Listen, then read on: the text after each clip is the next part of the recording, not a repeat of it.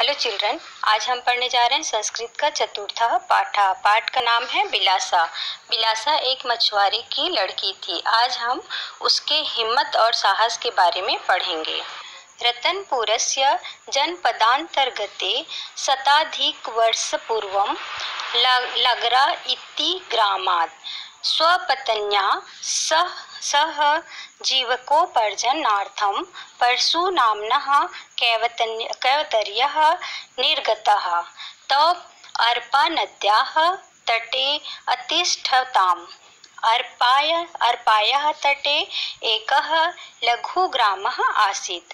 परशु अर्पानद्यां प्रतिदिनं मत्स्याखेटं करोति स्म। कालान्तरेण तस्य भार्या वैशाखा एकां स्वस्थार्थं बालाम् अजनयत्। सा बालिका लवड्यावती आसीत्। लवड्येन तस्याः बिलासा इति नामकरणम् अभवत्। जनपद का मतलब होता है जिला, सत का मतलब होता है 100, निर्गतः इसका मतलब है निकला, मत्स्य खेटम मतलब मछली का शिकार, भार्या का मतलब होता है पत्नी। इसका अर्थ है 100 वर्ष से अधिक पहले रतनपुर जिला के अंतर्गत लागरा इस गांव से अपनी पत्नी के साथ जीविकोपार्जन के लिए परशु नामक केवट निकला। वे दोनों अर्पा नदी के किनारे पर रुके। अर्पा के किनारे पर एक छोटा सा गांव था। परशु अर्पा नदी पर प्रतिदिन मछली का शिकार करता था। कुछ समय बाद उसकी पत्नी वैशाखा ने एक स्वस्थ बच्ची को जन्म दिया। वह बालिका सुंदरी थी। सुंदरता के कारण उसका नाम बिलासा यह नामकरण हुआ। बिलासा शैशव काले बालैः सह क्रीडति स्म। तस्यै बालकानां क्रीडनं च रोचते स्म। बिलासा अदम्य साहसिका आसीत्। एकदा सुप्तं बालं नीत्वा वृक्कः पालनं कुर्वान् आसीत्।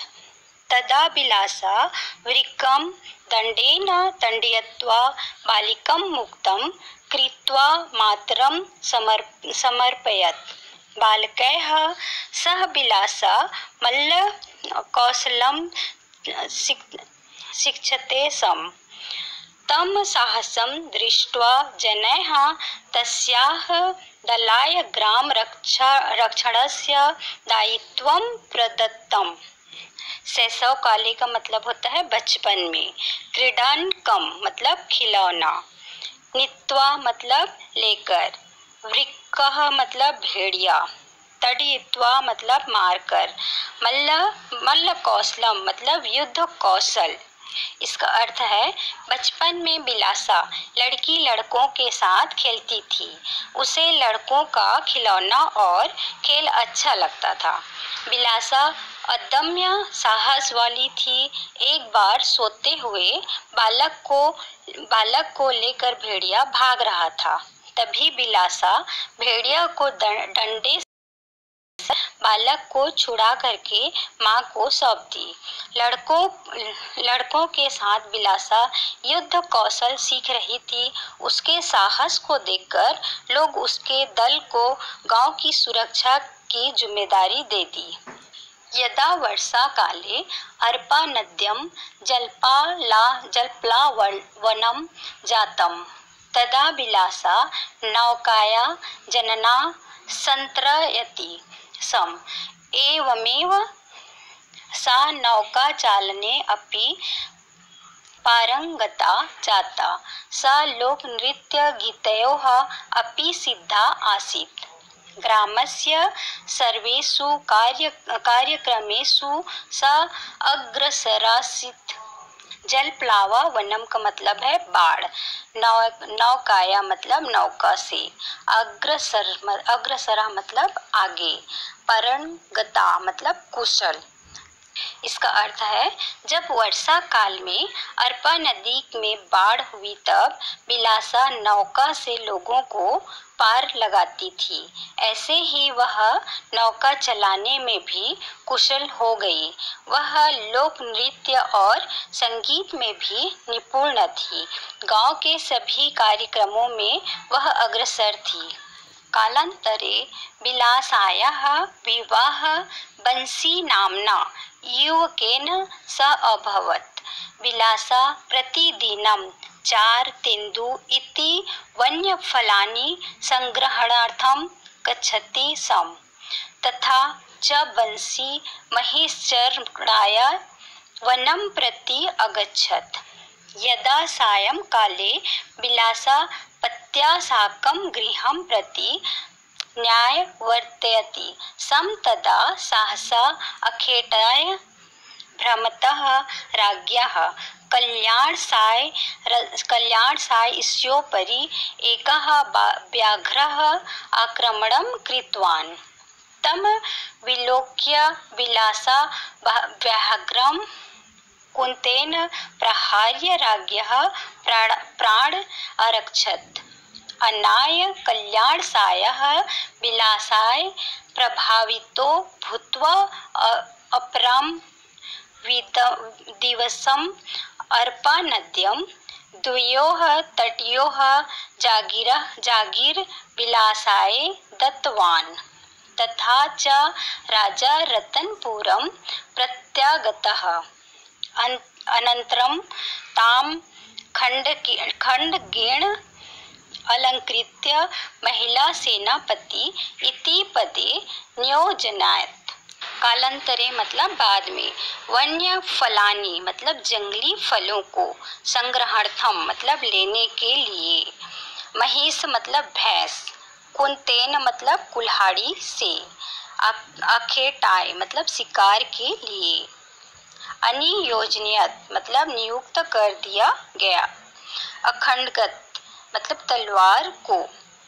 इसका अर्थ है बाद में बिलासा का विवाह बंसी नामक युवक के साथ हुआ। बिलासा रोज 4 तेंदु जंगली फल लेने जाती थी तथा बंसी भैंस चराने के लिए जंगल जाता था। एक बार सायंकाल बिलासा पति के साथ घर लौट रही थी, तभी अचानक शिकार के लिए घूमते हुए राजा कल्याण साय के ऊपर एक शेर ने आक्रमण किया। उसको देखकर बिलासा बाघ के ऊपर कुल्हाड़ी से प्रहार करके राजा के प्राणों की रक्षा की। इससे कल्याण साय बिलासा से प्रभावित होकर दूसरे दिन अरपा नदी के दोनों किनारे का जागीर बिलासा को दे दिए तथा राजा रतनपुर वापस आ गए। बाद में उसको बिलासा को तलवार अलंकृत करके महिला सेनापति पद पर नियुक्त कर दिए। बिलासा स्वप्रत्ययेन ग्रामस्य विकासः कृतवती।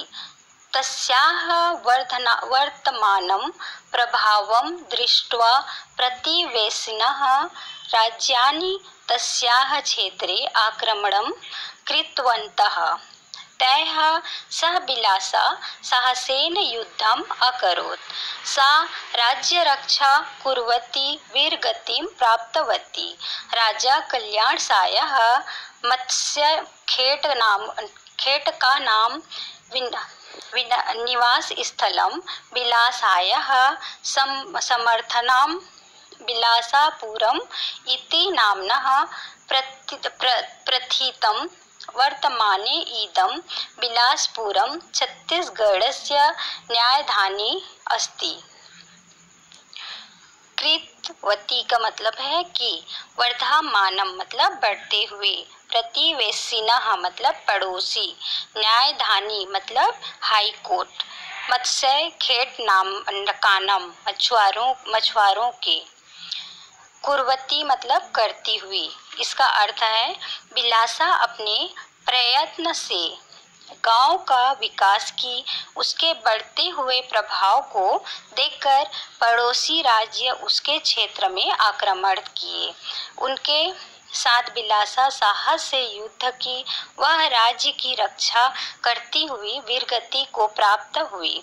राजा कल्याण साय ने मछुआरों के निवास स्थान को बिलासा के सम्मान के लिए बिलासपुर इस नाम से कहा गया। वर्तमान में यह बिलासपुर छत्तीसगढ़ की हाई कोर्ट है।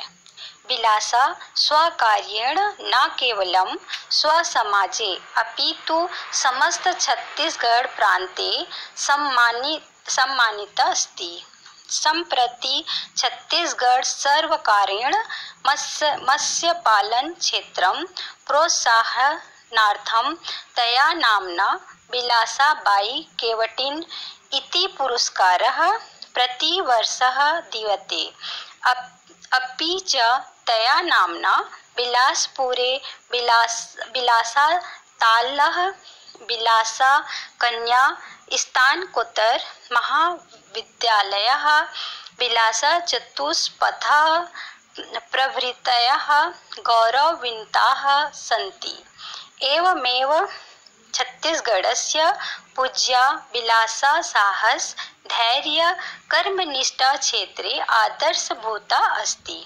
स्वकार्येण का मतलब होता है अपने कार्य से, संप्रति मतलब सभी, सर्वकारेण मतलब सरकार के द्वारा, प्रभृतयः मतलब इत्यादि, धैर्य मतलब पराक्रम, चतुर्वर्था मतलब चौराहा। इसका अर्थ है बिलासा अपने कार्य से न केवल अपने समाज में बल्कि समस्त छत्तीसगढ़ प्रांत में सम्मानित है।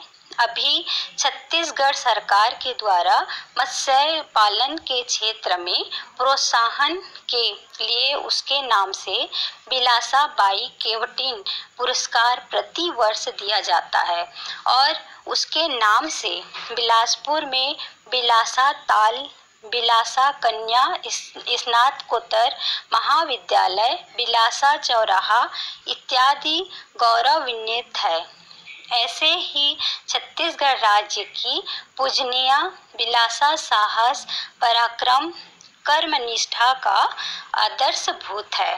बच्चों, इस पाठ से हमें यह शिक्षा मिलती है कि किसी भी विषम परिस्थिति में हिम्मत नहीं हारना चाहिए। हमारा साहस किसी के सहायता के लिए उपयोग होना चाहिए।